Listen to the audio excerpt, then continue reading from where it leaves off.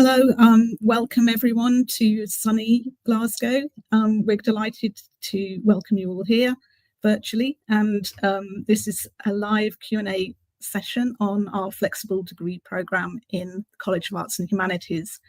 I'm going to start with some introductions, so I'll start with myself. My name is Sarah Richardson, and I'm a professor of history here at the University of Glasgow. But I'm also Dean of Learning, Teaching and Student Experience. So it's my role really to look after the students across the college and to ensure you have the best experience possible. So I'm going to go round and ask the other panellists to introduce themselves. So we have Steve here. Hi, my name's Steve Marriott. I'm a lecturer in medieval history, but the reason I'm here today is that for many years I was what is called an advisor of studies, and what the advisor of studies does is exactly what we're talking about today. It's our job to help guide students through choosing the courses they want to do and maybe help them change if they don't want to do that to make sure they get the degree they want in the 4 years or 5 years they're here.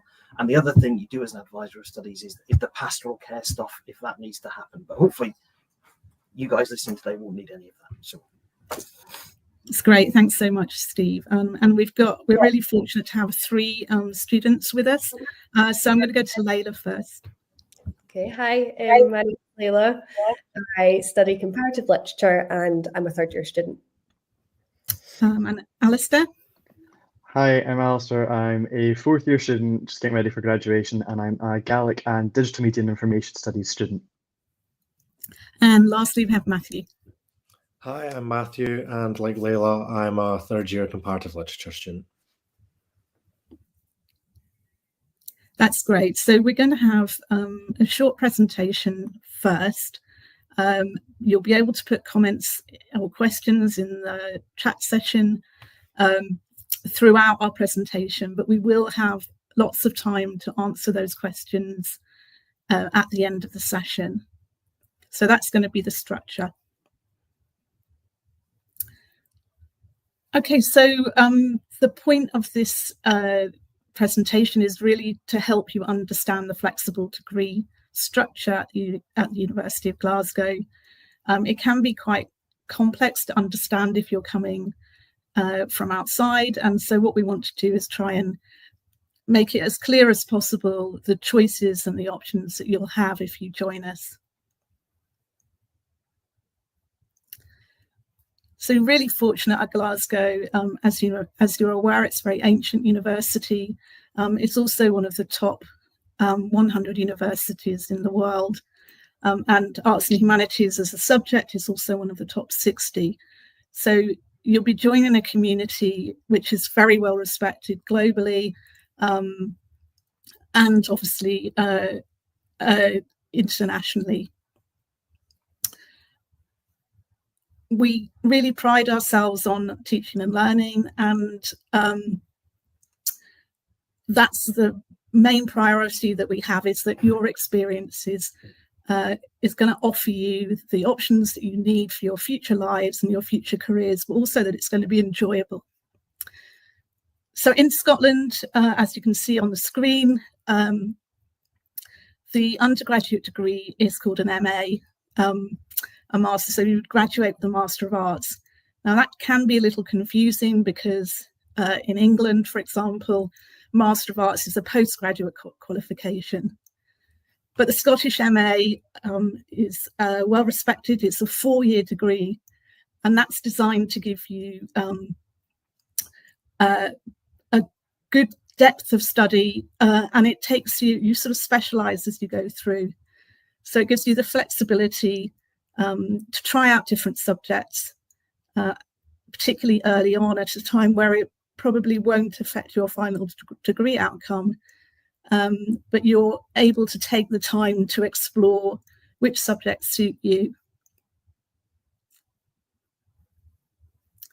So I'm going to go to the students here first because I'm really interested to know, so we'll do it in the same order so that you know who to go. So we'll go Layla, Alistair and then Matthew, but I'm really interested to know what you applied for and what you were thinking of. If you can think back to that pre-university time, when you were applying to the University of Glasgow, and also if you've got any tips for students who might be in the same position. So should we go to Layla first? So I applied for French Italian. That's what I got into. Part of my condition was summer school as well. So I was quite familiar with university by the time I started. I did 2 years of that. Some of my electives were also other languages. So I studied Spanish and Japanese as well. And I enjoyed it all very much. But then obviously in your third year, you go on a year abroad. And at the same time, COVID happened. So it kind of wasn't really an ideal circumstance. And I decided to take a gap year.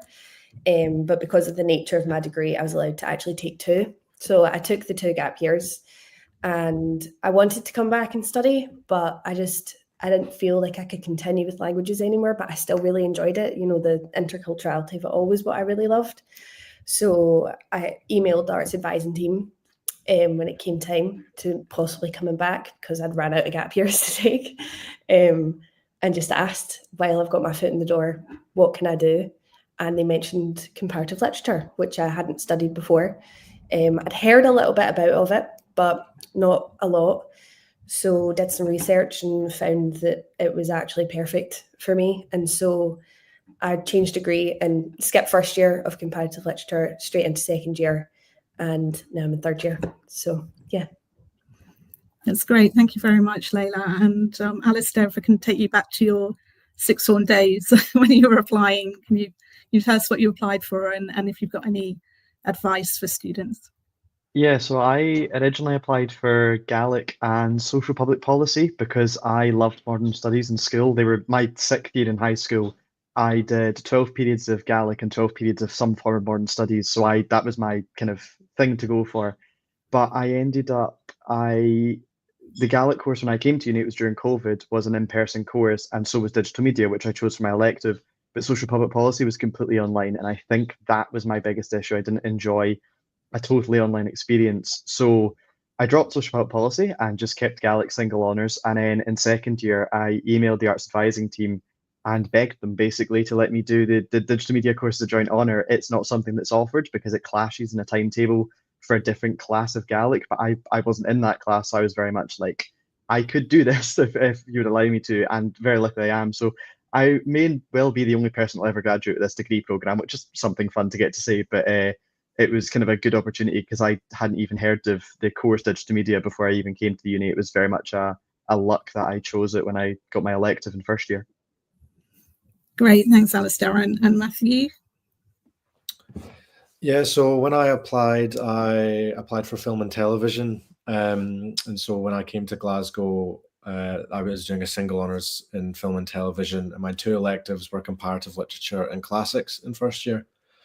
And I really enjoyed both the electives, but I enjoyed comparative literature a lot more than I thought I would. And I did advanced higher English in school, so then going into second year, I decided to do a joint honours in comparative literature and film. And then enjoyed second year of both subjects, but then going into honours, I loved film, but I thought that I'd rather pursue comparative literature just solely. And so then going into third year, which the year I've just finished, I've just done a single honours in comparative literature.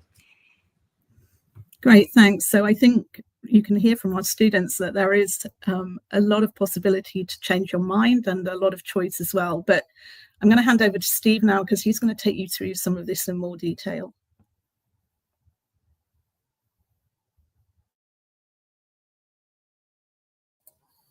So the way this works then, say you're a student and like our students, you've applied to do a Scottish MA and you've applied for a joint honours degree. That's 2 subjects in your degree title, in English literature and theatre studies. So the idea there would be you'd come and you'd leave in 4 years with this degree where you spend in the final 2 years, you would spend half your time doing theatre studies and half your time doing English lit. So in year 1, you've got to take 3 subjects. So you'll take subject 1 will be English literature, and subject 2 will normally be theatre studies because they're the ones on your degree title when you can apply. And then you take 1 other subject. And that subject can be in a variety of things. And we'll talk about how you might choose them in a minute. But for now, let's say you choose classics. So at the end of year 1, you're still loving English literature and theatre studies, but classics, it wasn't really for you. You've done it for a year, that's enough. You're done with the Romans and the Greeks, no more. So in year 2, you take the first 2 subjects on, and then you add in a new third subject at first year level. And in this case, you take film and televisions, because you've been watching a lot of Roman and Greek 1950s epics on TV.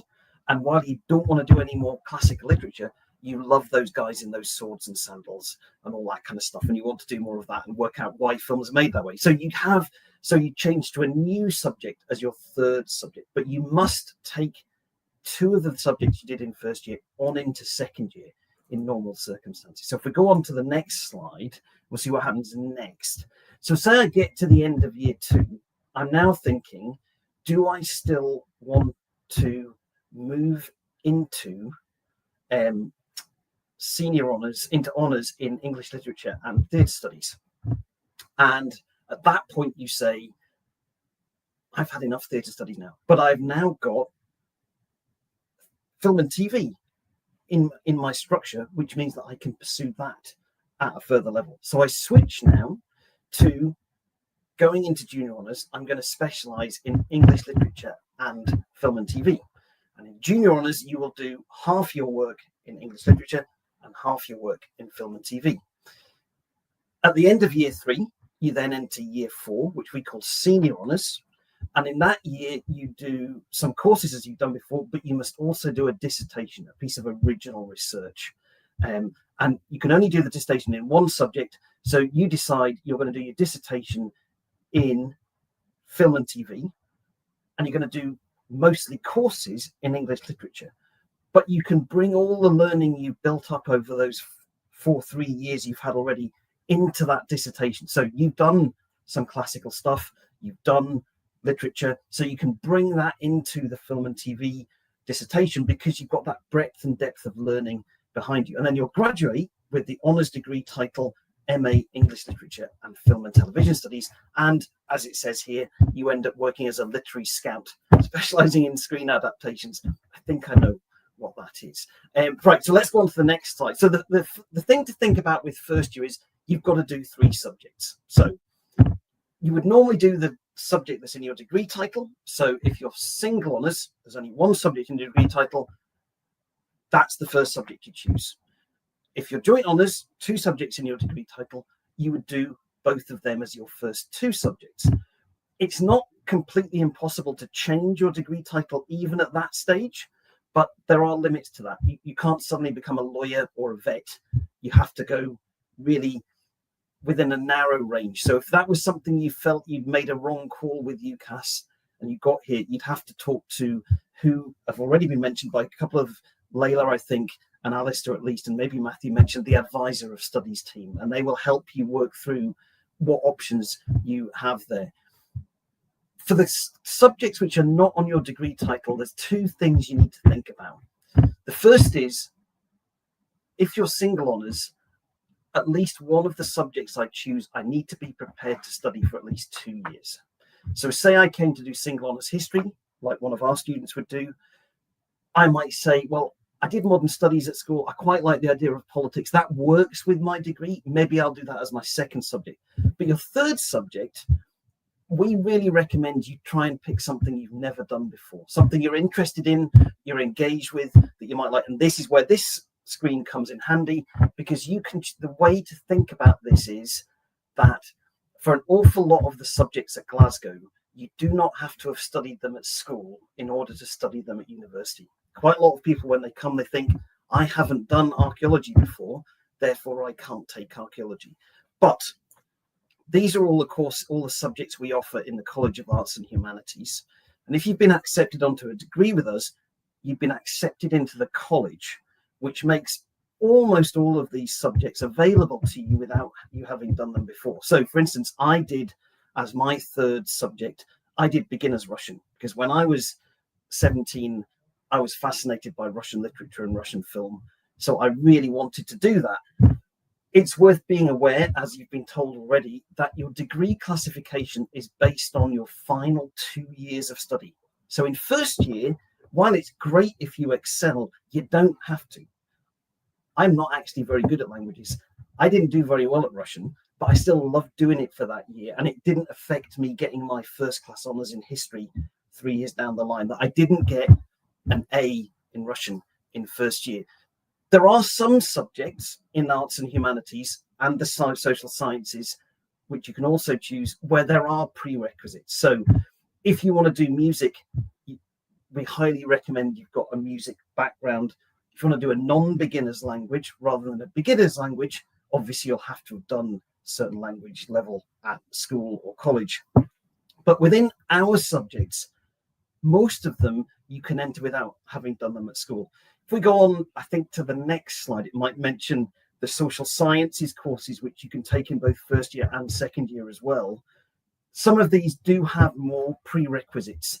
Economics gets very mathsy in second year here, so they want you to have done maths at school to a certain level in order to let you take them. Psychology, that gets quite quantitative, so they want you to have done some maths at a certain level beforehand as well. So some of the subjects do have requirements that you need to have in place before they'll let you take them. The other thing to say is it is a flexible degree, but not every single combination is possible. Alice has already told you how he managed essentially to create his own degree by fluke, in that the subject he's taking has lots of different levels and some of them clash with other subjects, but some don't. So he could manage it. But there are some subjects which just don't work in the timetable. And there are also subjects which you can take as an option, but the advising team, the people who know how things work, might say that's a bit tricky. So say, for instance, like I think Layla said that she'd done lots of languages.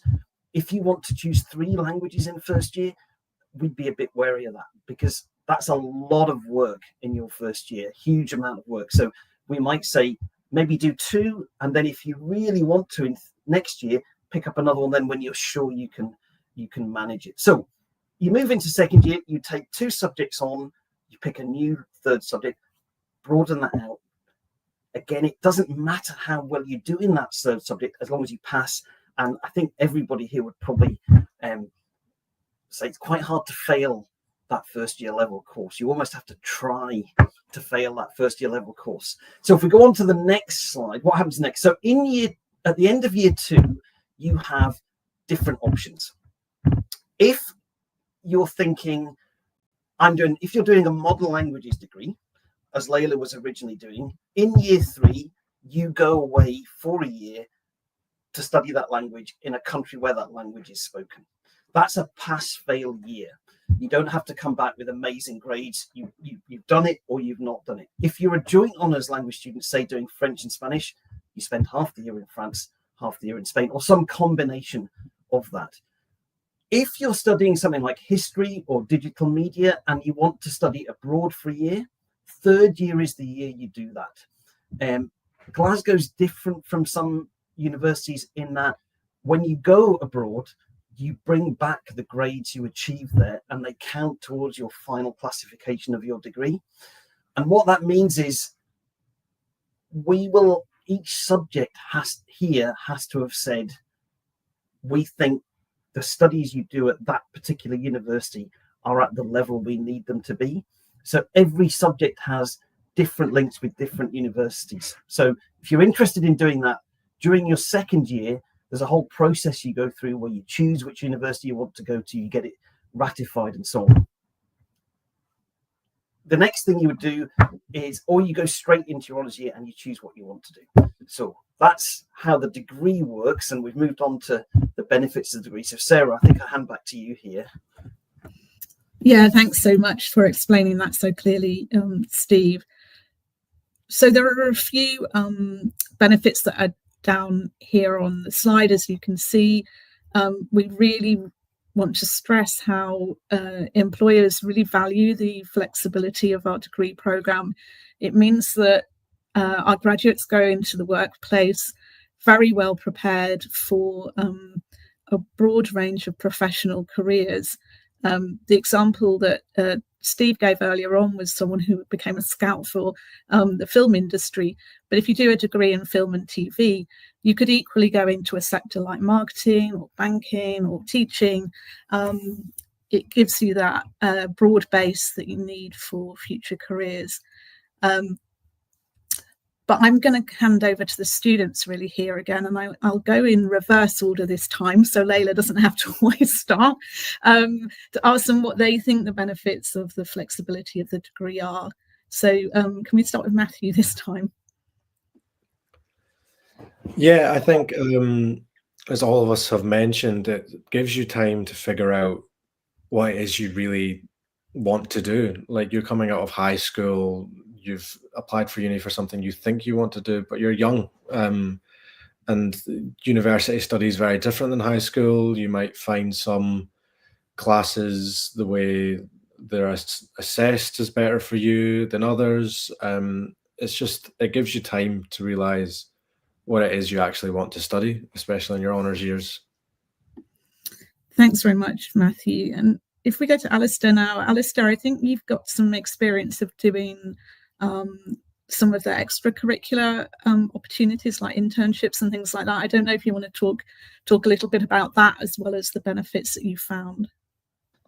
Yeah, I mean, I think for me, the flexibility is it's the friendship side for everything. Obviously, academically, it's brilliant. I've been able to do these different subjects, but I've actually made my better friends from the fact I've had this flexibility to go and study other subjects, and that's been the most fun bit for me.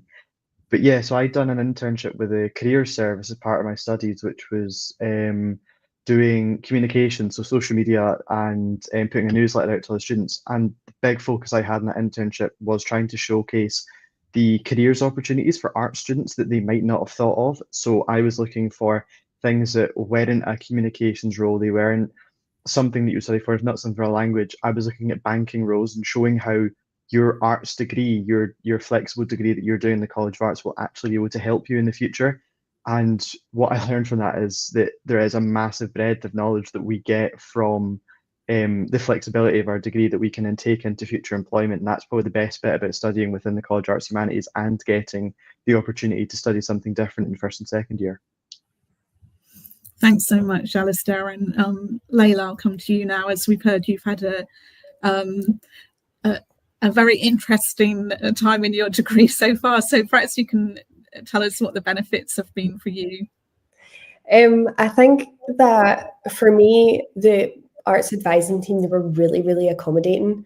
And I think that it was just so easy for me to kind of change degree. And it never felt more flexible. It was, it was just there was no harm in asking. You could always ask someone and they'd be more than happy to spend the time to explain things to you if it was, because it can be really intimidating, like thinking at that point, for example, I had done 2 years of a degree that I did love, but it just didn't end well for me. And it was, the support that I got and the accommodation that I got from the arts advising team was just absolutely brilliant.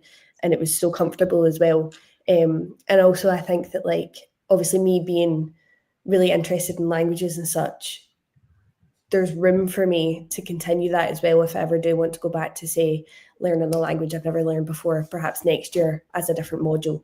You've always got room to kind of explore what you want to know if it's something that you're passionate about. Obviously, I can only speak about languages because that's what I'm passionate about. But yeah, it's very, very comfortable and very spacious for any kind of changes and decisions you want to make.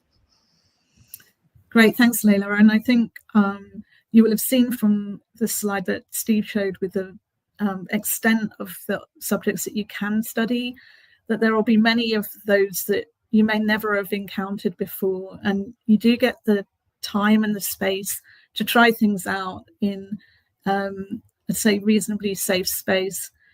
I think the other thing that I'd like to emphasize is that as all the students and as Steve have said, there's an incredible amount of support to guide you through that. We're not expecting you to come in and know exactly what you want to do, and that to be set in stone until you graduate in year 4. As you've heard from all of our students, they maybe thought they wanted to come in and do something when they were 17, and their experiences changed their mind, and there's no problem with doing that. That's the whole point of the flexible degree. We want to enable students to achieve the best that they can in the subjects that they want to study. It's not always possible, as Steve has tried to explain, but that doesn't mean that we can't offer other alternatives which may suit. So if you go on to the last slide then. So we're going to finish the presentation, you may be pleased to know, and come on to the panel session in a minute. And I can see that there are questions coming in. So if there are questions you'd like to ask us, please do put them and we will in the comments, and we will respond. But I think the key takeaways are that you do get that freedom, that you're not expected to know exactly what you want to do. We know the sixth form period is complex, and that it's a very concentrated time to make up your mind. We know also that students really benefit from exploring different subjects and different interests in their first 2 years, and it's great to take that opportunity. I think it was Alistair explained it very well. You get that breadth of social experience as well as, you know, academic experiences. You meet lots of different students, and for me as a teacher, it's incredible to have that variety of students in the classes who are bringing different experiences to the discussions. So, you know, we may be looking at film in history, for example. You've got film and TV students who can bring tremendous insights, or history of art students when we're looking at images and so on. And finally, you know, it's a high quality degree from a top class university. So you will get almost a tailored experience, but one that is globally recognized, as I said. So I think we can finish the presentation element there, and I'm hoping Steve has had a look at the comments. Yeah. So I don't know, Steve, if you want to take one of.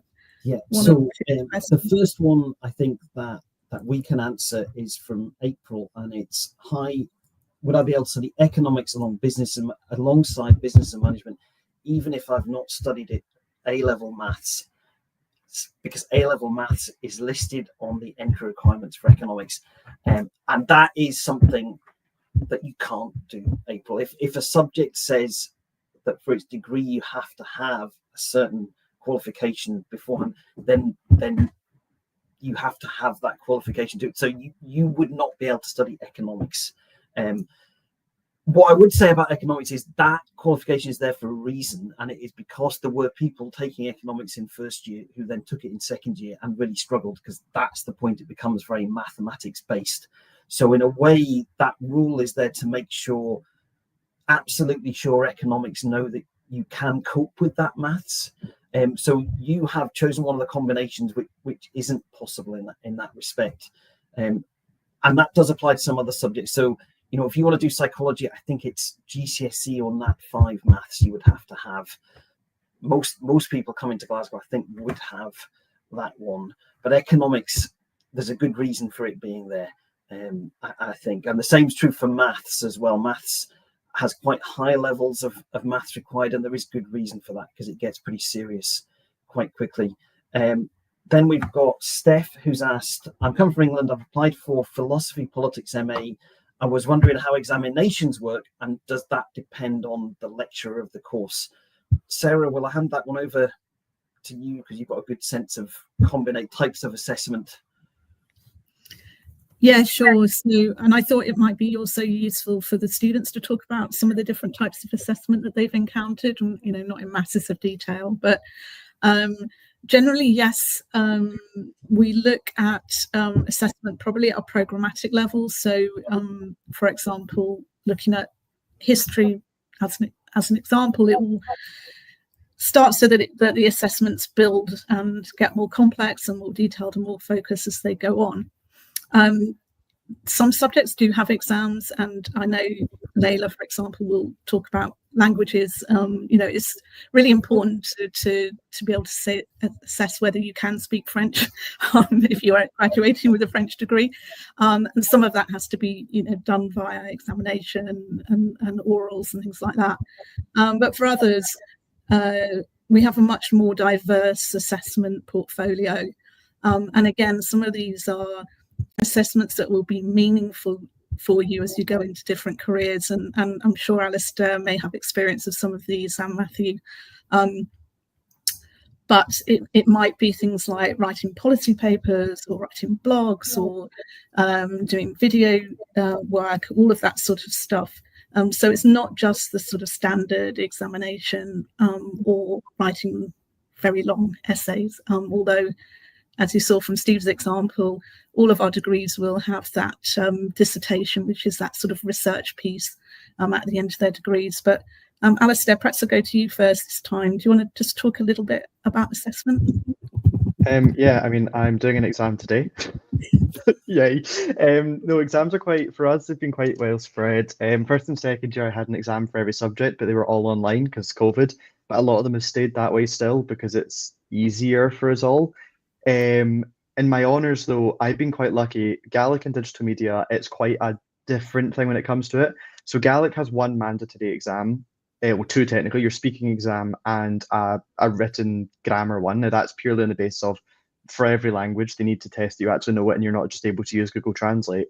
But for the digital media course, they're looking to assess the fact that you actually know what you're talking about. So they've kept to either online exams or moved towards essay-based or creations. I mean, this year I've coded a website. I also had this exam, but I've also written some essays. I've also got, which I have a little show and tell.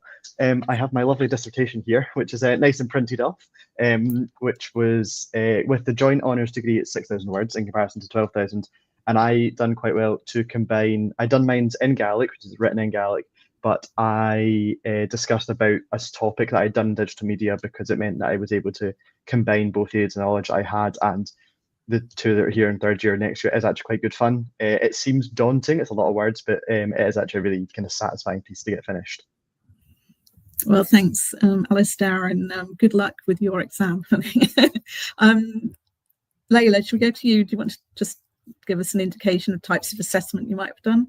Yeah, so I feel like going from languages to a joint honours studying 3 languages to a single honours in comparative literature, I've kind of managed to experience a lot of different types of exams. So with languages, for each language I would have 3 exams and they would all be very different in nature. So, you'd have a sat down, written, or at computer, but like on campus kind of exam for your grammar work. And then you would have an oral speaking exam. And then also you would have your culture classes with the languages as well. So you'd have to write an essay, which those essays really, really prepared me for comparative literature, because essentially that's kind of the basis of the assessments with comparative literature, as well as you're set with all these different types of essays for your different, modules, your chosen classes. But yeah, it kind of got a little bit different when COVID hit and everything sort of went online. Languages were a little bit harder to do online, obviously with the nature of language, but everything still managed to work like perfectly fine. But I've had quite a few different exams and experiences with them, but they've all been like perfectly fine for me anyway. Matthew?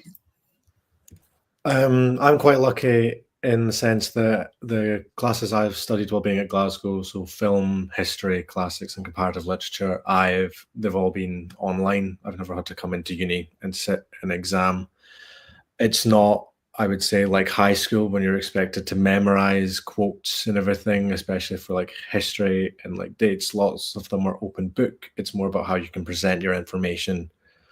And when you get into honours years, depending on the course, I say there's a lot more freedom for assessments. I know me and Layla have just done a podcast for one of our classes. So it can be, there's a lot of freedom depending on the lecturers, and can be quite fun sometimes. So, yeah. That's great. Thanks so much for those sort of authentic experiences. But I think what we are saying is there's a lot of flexibility, and as you go up through the years and things become more optional, you get more elective choices, you will get a chance to see what the assessment is before you decide to take it. So you can, again, if that's something that you really, really want to do, podcasts, for example, then you can look to see what courses offer that. I'm relying on Steve to take us through the questions. Yes. So the next question we have is, how many hours of lectures do the 3 subjects take per week? That can vary enormously, I think, guys, can't it? And it changes over time as the years through the years you're studying. So I could speak for history because I teach all the years of the history degree. So in a first semester history course, you would have 3 lectures a week, and then you would have, and that would be you in the class with all the other students on the course. And then you would have, at the moment, I think it's 6 small group classes with maybe 10 to 13, 14 students, and you might have 6 of them on different weeks within that first term. But Layla, how many hours were you doing a week for languages? It's a lot more than that, isn't it? Yeah. So we had, for the 3 languages, we had an hour for each language for grammar, an hour for each language for written classes, and an hour for each classes having oral classes. And then aside from that, we had an hour long lectures of culture classes, and then also an hour long seminar within the week. So it was a lot, but I was totally immersed in it. I really enjoyed it, but yeah, it was quite heavy. I mean, I suppose a question we could usefully ask you guys here is, it's definitely different from school, isn't it? You have far fewer class hours than you do at school. And the idea is, the theory is, outside those class hours, you are doing your own work in the library and so on and so on. And that, I think, is one of the things, when I was an advisor of studies, a lot of first years struggle with that. That's the bit they find hard. How do I do that bit myself? So, this is a point in the session where it might be useful to ask you guys how you kind of learned to manage your time when you weren't just stuck in front of a teacher for 8 hours with the bell going off at break time and lunchtime. How did you learn to deal with moving from 8-hour days to, I've only got 2 classes today, I could just go and sit in the park or whatever? So Matthew, can you say anything about that? Yeah, I definitely found it overwhelming when I first came to uni, but I think that's because you get all in your head about it. You think it's going to be a lot more difficult than it actually is. I would say, for advice, plan what you need to read and prepare for, know when you need to do it for, but also, your day is not 9 to 5 either. If it's sunny, during the day, it's 2 o'clock and you want to go to a cafe and relax for a bit, you can catch up at night. Don't get overwhelmed with the work. No, there's a lot of freedom in your study. It's something that you just need to throw yourself into. You really need to, take it in your stride, but plan it well. Yeah. I suppose you could add to that as well. It's only ever sunny in Glasgow at exam time, when actually you do need to be in the library all the time revising. Alice, would you add anything to what Matthew said about how you coped with that change from school? Yeah, I think my big thing is, it sounds wrong to say it, but don't stress yourself out over it. I'm quite bad. My partner done economics at another uni, and because economics, you've got problems where you're solving everything and you're having to work through that.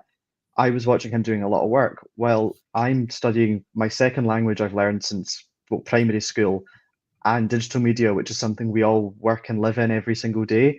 So a lot of my studying was just me living my life and immersing myself in different things to do with Gaelic or to do with digital media. But I still got my work done. I still made sure all my essays were written on time. But I just had to learn to not work myself up, because you are coming from school where I remember studying for my exams in high school. I would get up at 9 in the morning and study until 5 at night or even later. And I'd have a timetable where I'd break it down by hour. But at uni, it's not like that. You have that freedom to go and do what you want. You don't have to stress yourself out. As long as you're getting your work done and you're doing it to the quality that you want to get it done, you should be getting it done to.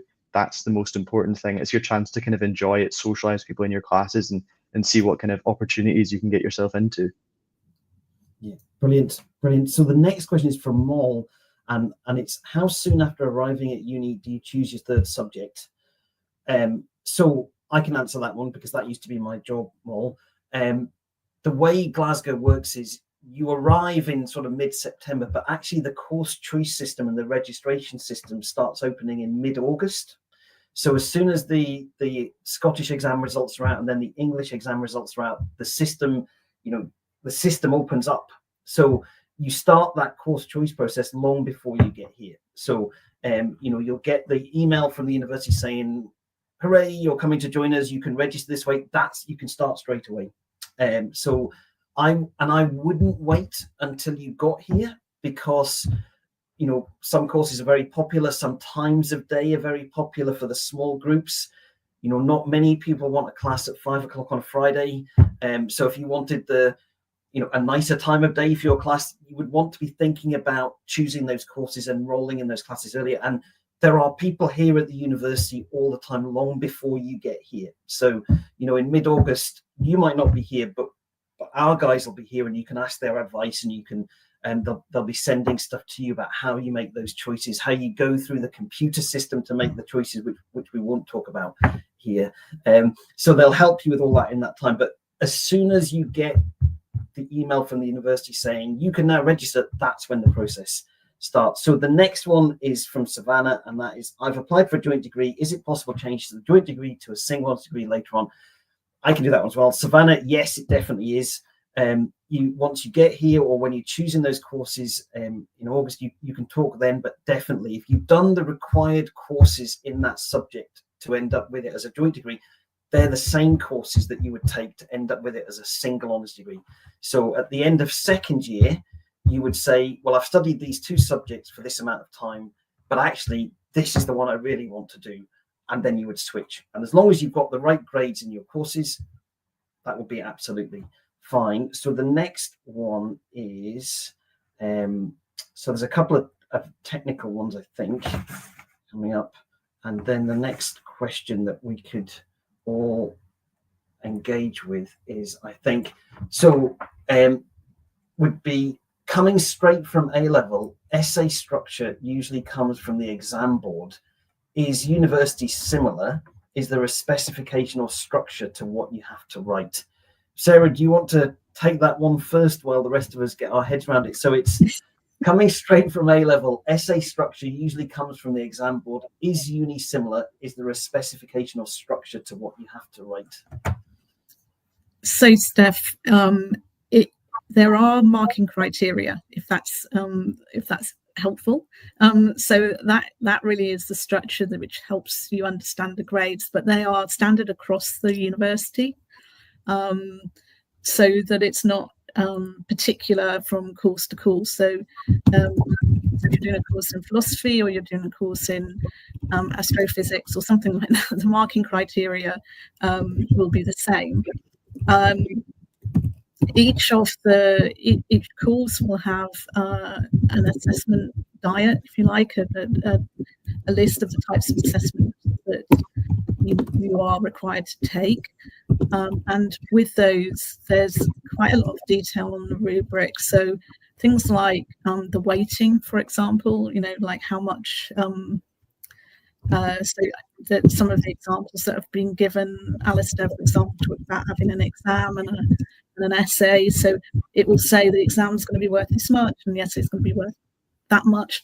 There's also quite detailed instructions on what's expected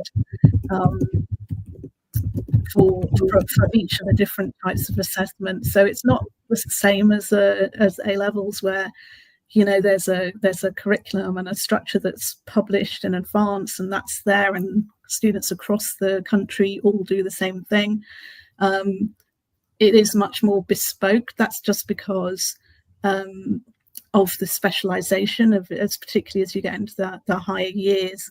But there's also a lot of structure and a lot of guidance for students on this is what is expected and this is how you would achieve this type of grade.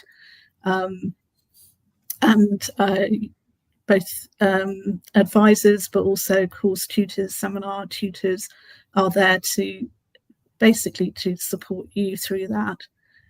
Again, I don't know if anyone else wants to come in on exams or specifications. Silence. Layla and Matthew, how do you know how to do a podcast? I mean, maybe I don't know how to do podcast, but they must have given you some kind of guidance as to what they wanted from you for the podcast, mustn't they? Yeah, they gave it was the first time I'd ever done an assessment like that. They gave plenty of examples. It was, a lot of creative freedom was given with it as well. So there's plenty of examples listed on the middle pages and such. And it felt like you were in total safe hands. People, the lecturers and stuff were aware that this is a relatively new form of examination, and it's quite, creative. So there was plenty to kind of base yourself off of, and just make sure you're on the right track. So if it's ever, and not really a conventional exam that you've got going on, there's always going to be like plenty of support, and also your lecturer, whoever it may be, their email will be there. You can ask as many questions as you want, just to make sure you're on the right path if it's not something you're like totally sure about. So yeah. It's really good from our perspective as well, because as Sarah says, we're research specialists. That's the idea of Glasgow as a university. It's research-led teaching. So if we think there's a kind of assessment which would fit our courses, we have kind of flexibility to come up with that. Obviously, people check what we're doing. We can't just do random things. It has to go through appropriate process. But so I teach the Norman Conquest. And so after the Norman Conquest, some of you will have heard of it. Big book called the Doomsday Book is produced. It's the only source we have for what England before 1066 looks like compared with what England after 1066 looks like. So once the conquest happens, enormous amounts of stuff changes. So my students, they get given a section of Doomsday Book, and they're asked to compare and contrast what it looks like before and after 1066, which is much better than them doing an essay to a set specification, because they're actually working with the primary source, with the real stuff, with appropriate guidance from me. So they're learning a skill as well as they're learning, and they're becoming historians themselves, rather than just, here's another essay that I'm going to write to the same model I looked at before. So we've got some more questions coming in, but some of them are quite technical and specific. So I think it's Jamie. If I'm doing a joint degree, do I have to do the 2 required minors in first year, or can I choose my own 2 separate from my 2 majors? So I suppose the first thing to say with that one is we don't call them major minor, because we don't really have a major minor system. We have single honours or joint honours. So the degree you come out with in the end is either single honours in 1 subject or joint honours in 2 subjects. So when we're talking about the first 2 years of study, we're probably better using words like compulsory courses for your degree, and optional courses that you might take, optional subjects that you take. So in answer to your particular question, Jamie, if you're coming to do a joint degree and you want to do those 2 subjects, the way to think about Glasgow courses is that we have a 2-semester system. So you do semester 1 till Christmas, and semester 2 is after Christmas. And in semester 1, you would normally do, say, History 1A, and History 1B is semester 2. So if you're doing a joint degree, you would do, in history and politics, you do History 1A, Politics 1A, and a 3rd subject in semester 1, History 1B, Politics 1B, and that 3rd subject 1B in semester 2. That would be how it would work. So there's only a certain amount of courses you can take. You can't kind of add extra courses onto that. Then we've got a question from Samuel, which is about a conditional offer. Samuel, I think that's probably one for the admission teams. If you get in, you enter that same flexible process as everybody else. So that probably answers. So then we've got one from Ben. For the degree structure, if your main course is an MA, can you take a science course on the side? Yes, you can. Not every science. Some sciences require you have done stuff at school, and it'd be quite difficult to take that science on as a degree, because if you're doing a science degree, you've got to do lots of sciences in 1st and 2nd year. So I think that's us covered all the questions that we have in. I think there's just one from Blessing that you might have missed. I did, yeah. So that one, that's a tricky one, Blessing, because that's a really technical one, but I'm happy to be technical if everybody's okay with that. So you've said you've applied for the course French. I would like to know if it's possible to study another course such as international relations alongside French and continue with it for 4 years. So first thing is, if you're studying French as your degree, that's a 5-year degree. Because in year 3, you go away for a year and you study away. So you've applied for a 5-year degree, and in that year away, you would not be studying the other subject to degree as part of your degree. You'd just be doing French. Now, you might take the route that allows you to go to a university and study in French, and you might choose courses in that subject, but they're not the courses, they won't contribute to your degree qualification. It's when you come back from that year 3 that you'll do French and the other subject junior honours. So that's the first thing. The second thing is, you mentioned international relations, and that's a very, very specific degree in the College of Social Sciences, which has very specific rules. And I think you would want to check with the College of Social Sciences advising team about what courses you can take alongside international relations as a degree, because they have very specific rules. So if the admin guys can stick in the chat or somewhere, the Social Sciences advising team, they might be best able to advise you on that one rather than us. We don't want to tell you anything you can't do. So I think that's all the questions we've got so far in the system. We'll give a minute or so to see if there are any other questions that people want answering just before we wrap up. I'm just checking to see. The one thing while we're waiting is everybody said that you ask. If you get stuck, ask. The big difference between here and school is that we don't know you've got a problem unless you tell us, because we tend not to know you as well at the start. So just like you're doing in the live chat thing here, or as the guys on the call did when they got stuck or wanted to do something, the crucial thing is you raise it with us, and then if we don't know the answer, we will know somebody in the university who does know the answer and who can help you. But if you don't ask us, we won't necessarily know that there's something you want or you want to try and do or that's not working for you. I'll say when I was changing my degrees, I didn't even have to send an email. I knew the opening hours, the office hours for the arts advising team, and you just go in. I went in less than 10 minutes. I'd swap from a joint honours or then to a single honours again. It's really very easy. And Savannah's answers the question, is the pass rate the same across all subjects? I suppose, Sarah, that's one for you because you see all the subjects. It is complicated. I mean, because there are so many different combinations.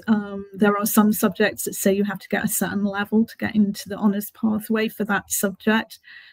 So it's not a straightforward answer just to say, so the pass level is the same, should we say, in terms of, but there are, just like there are prerequisites for doing, economics, so you need to have maths, there are also prerequisites for some honours courses that you have to have reached a certain level.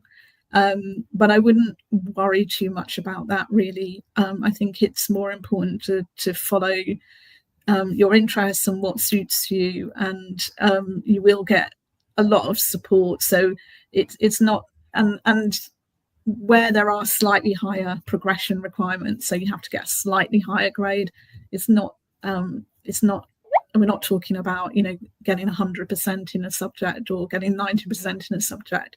So it's definitely achievable.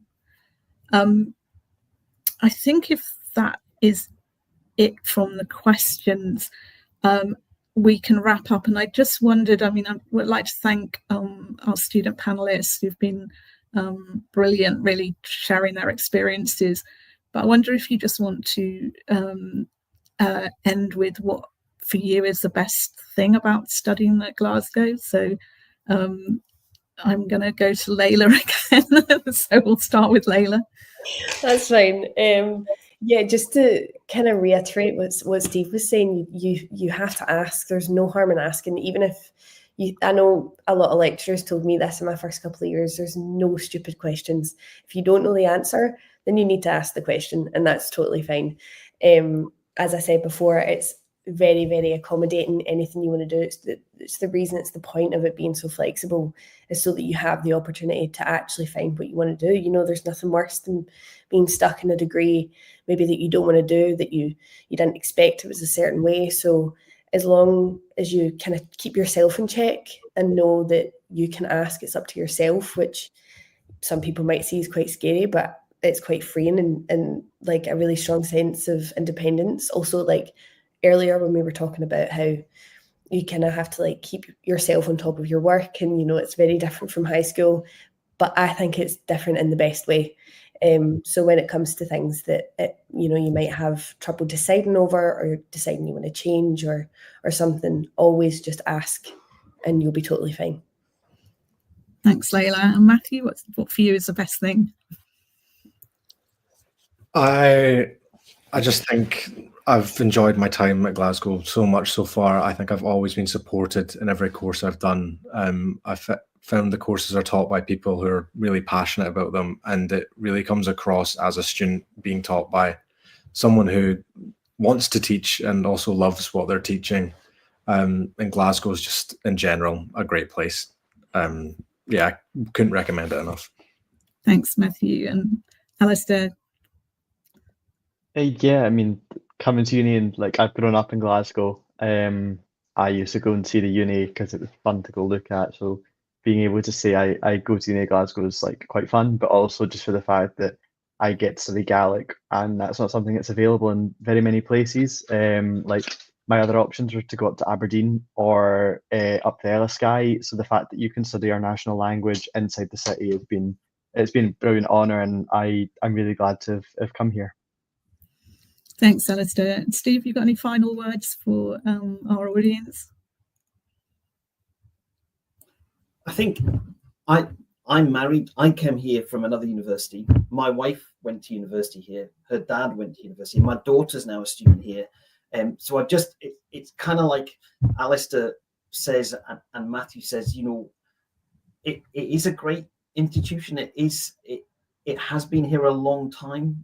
You know, I study medieval history. It is a medieval university, so it has all that past, but it is actually a very friendly place with people from lots of different backgrounds, local like Alistair, English like me, how horrifying, you know, or people from America, people from Europe.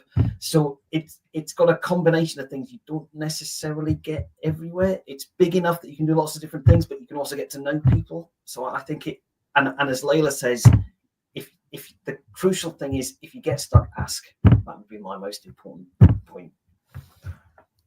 Great, thanks. So I'd just like to obviously thank all our panelists, but thank all of you for coming and listening and asking really interesting questions.